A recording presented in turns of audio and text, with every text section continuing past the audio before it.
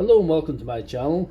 Today we've got two Milwaukee batteries, one with one flashing light, one with nothing at all.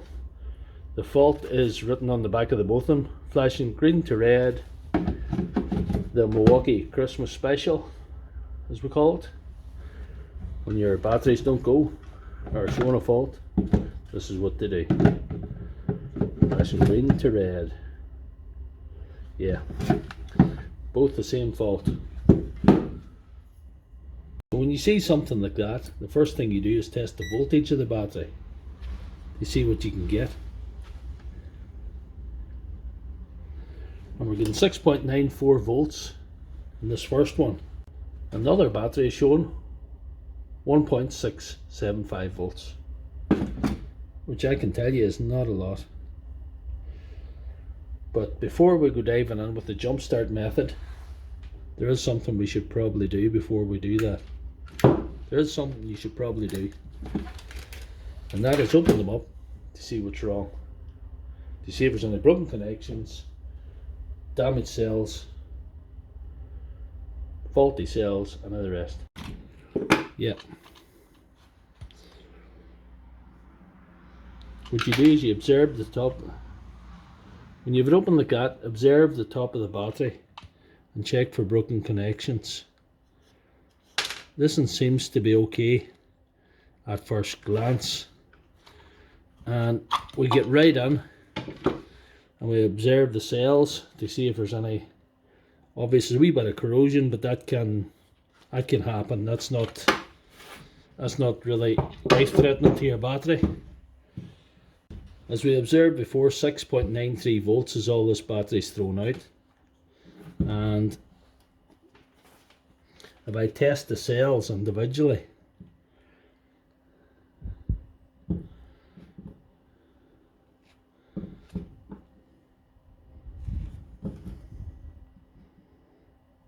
.59 in those two.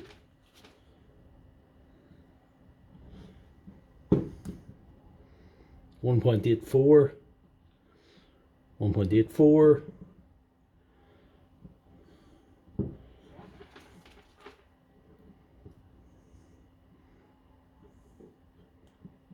1.78, 1.81,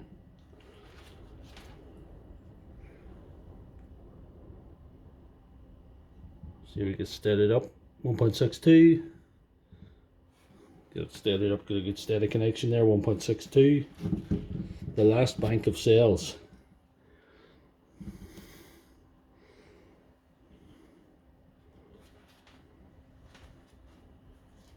Let's see, can we get a good reading there?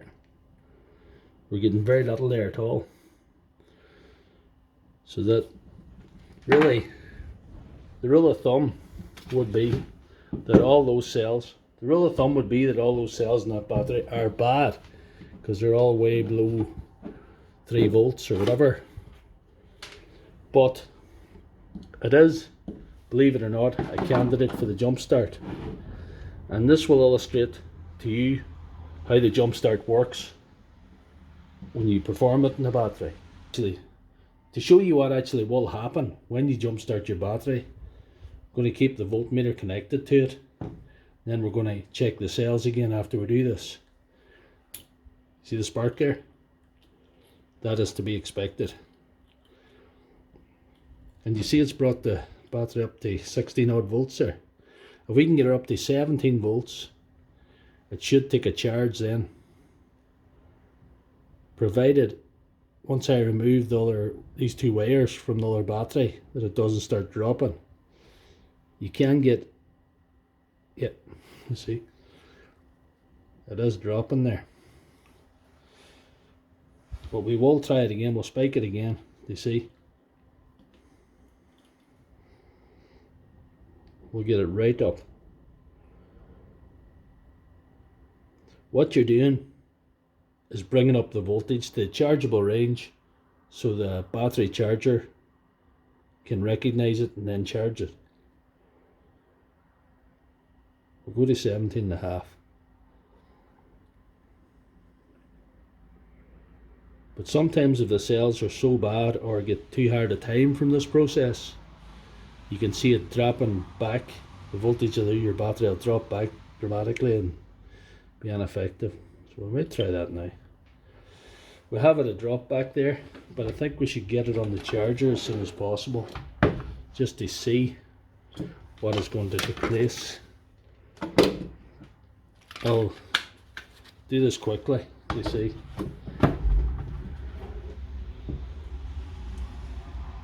And it's charging. It's charging. So we'll leave that on a little while. And whilst it's sitting on the charge, we have the battery cells exposed, so we'll be able to test those. You see they're coming up.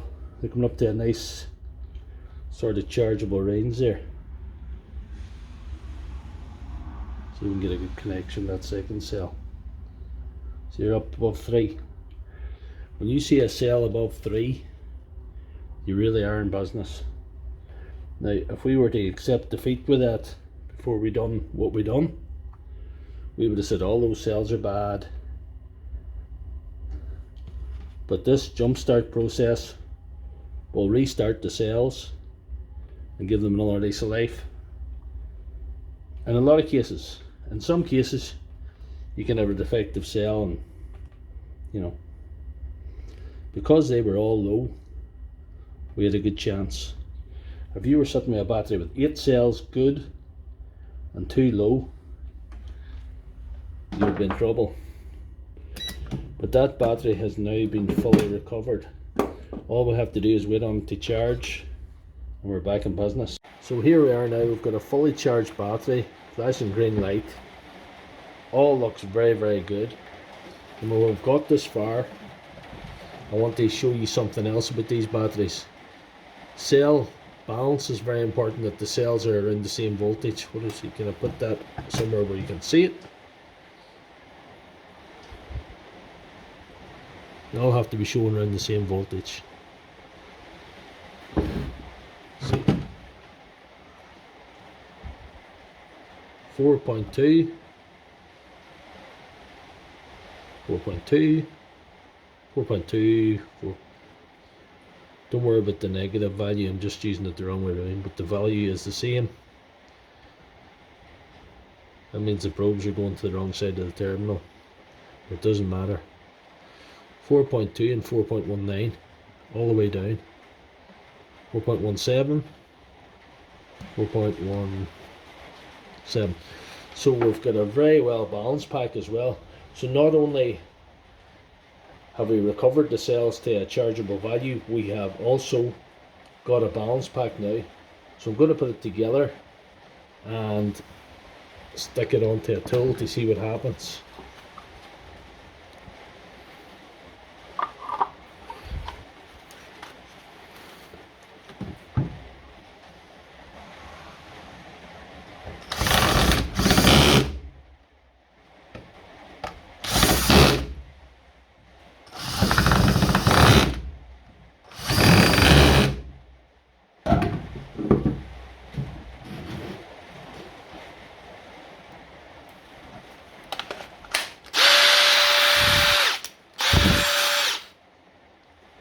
So that's how and why the jumpstart method works.